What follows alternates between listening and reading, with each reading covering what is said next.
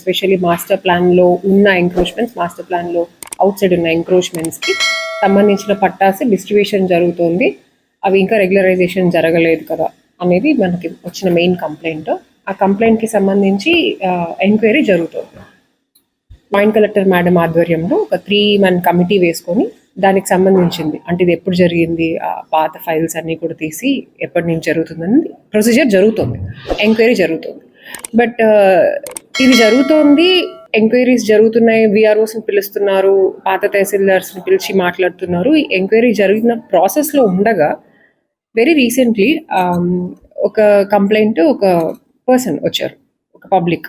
He came and complaint that he got a పట్టాలో ఏముందంటే లోపల బౌండరీస్ కానీ సర్వే నెంబర్ కానీ ఏమీ లేకుండా ఒక పట్టా వాళ్ళకి ఇచ్చారు నైట్.